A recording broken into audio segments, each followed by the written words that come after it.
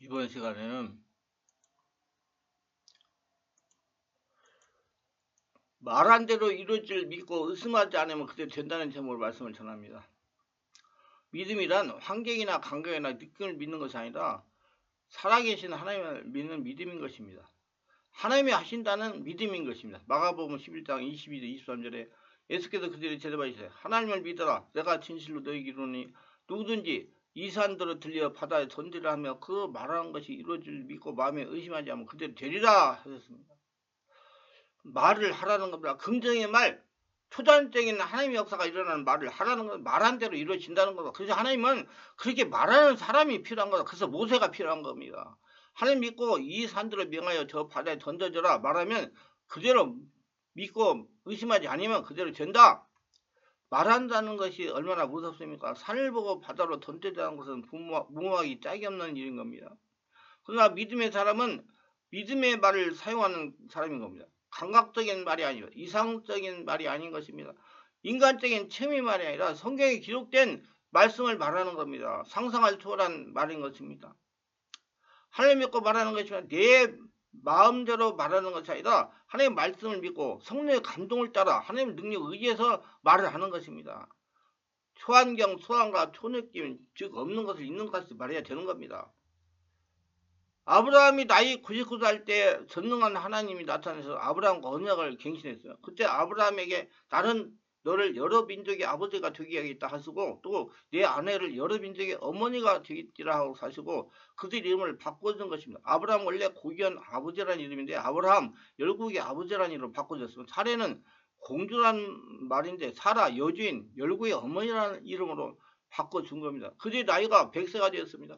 사라는 90살이 다 되었습니다. 육체로 봐서 자식을 낳을 수 없습니다. 그럼에도 불구하고 자식을 주겠다고 하나님이 약속을 하시고 그 다음에 그들의 입술의 고백을 바꿔버린 것입니다.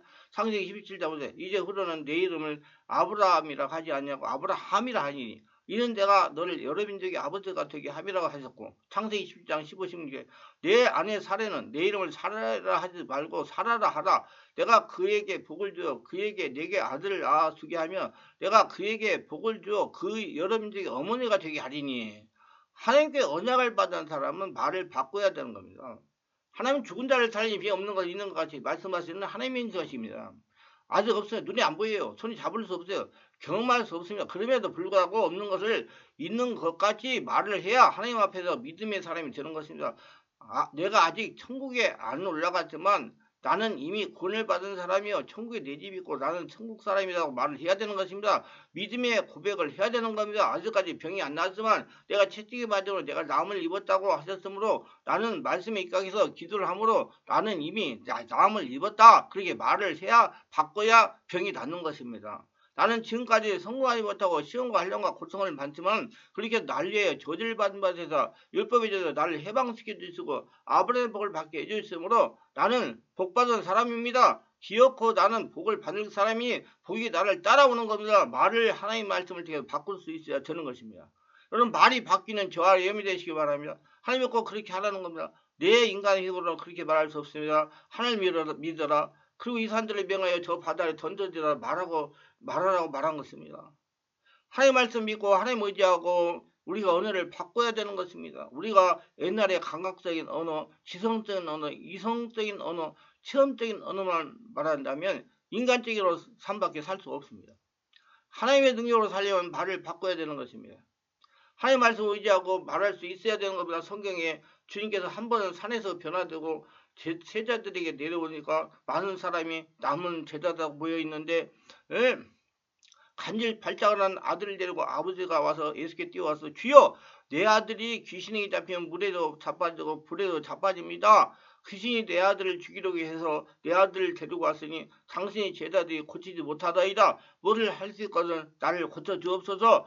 그렇게 말을 하자 주님께 당장 그 아버지의 입술의 고백을 꾸짖었으면 할 수 있거든이 무슨 말이냐. 입술의 고백이 잘못됐으면 할 수 있거든이 무슨 말이야. 믿는 자에게 능치부터 없느니라. 그래서 그 아버지가 입술의 고백을 바꿨으면 주여 내가 믿나이다. 아까 전에는 할 수 있거든이 이렇게 말했는데 이제는 입술의 고백이 바뀌어가지고 주여 내가 믿나이다. 믿음는 걸 도와줘서 그러자 주님께서 그 소년을 향해서 꾸짖으시니 귀신이 떠나가고 고침을 받은 것입니다. 하나님 말씀 의지하고 말할 수 있어야 되는 것입니다. 하나님 말씀 이 아버지가 믿음의 고백을 잘못했을 때는 예수께서 꾸짖으시고 어린아이를 고치지 아니했으면 할 수 있거니라고 말할 때는 도대체 무슨 말을 그렇게 말하느냐, 그런 입술의 고백을 어떻게 할 수 있느냐, 그런 말 가지고 고칠 수가 없다. 꾸짖으니까 당장에 아버지가 회개하고 믿습니다, 이래 할 수 있거든요. 아닙니다, 믿습니다. 그러니까 주님께서 고쳐주신 것입니다. 정말 신앙의 고백에 주님이 감탄한 것은 수르봉의 여인입니다. 수르봉의 여인의 딸이 귀신 들렸다고 고쳐달라고 예수께 나와서 간청할 때 자녀에게 줄 떡을 취하여 개에게 안 준다, 이방 죄인 너에게 치료해 줄 수가 없다고 말한 겁니다.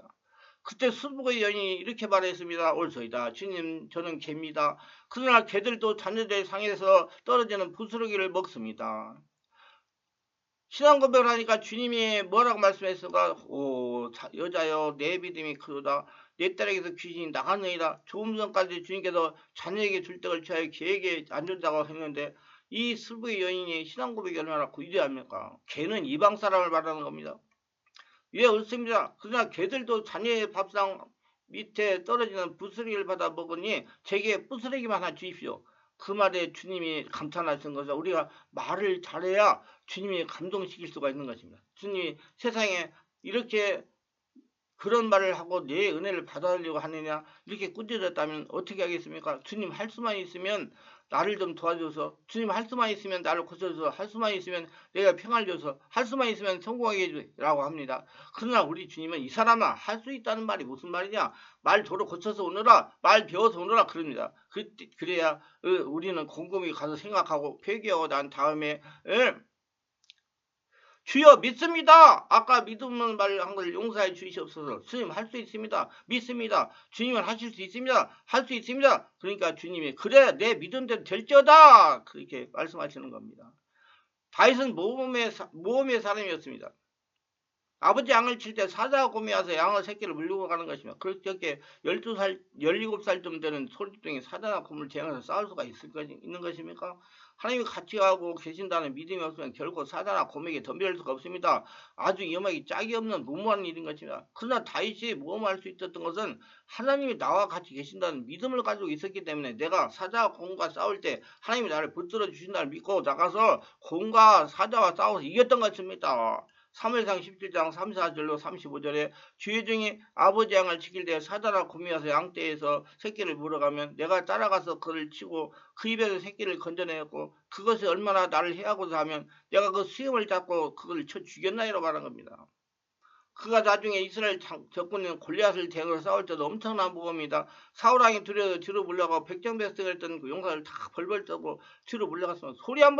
골리앗이 소리 한번 치려면 다 도망가 나무지에 쓰고 돌무지에 쓰고 바위에 다 숨었습니다.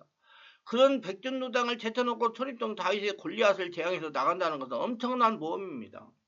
자기 스스로 봐서는 키도 재봐도 어림도 없고 몸무게를 재봐도 어림도 없고 전투 경험을 재봐도 어림도 없습니다. 상대가 되지 않습니다. 그럼에도 불구하고 다윗이 벼랑에서 몸을 날릴 수 있었던 것은 하나님의 같이 계신다, 하나님이 함께 하시면 다 된다는 믿음을 가졌기 때문에 모험을 한 겁니다.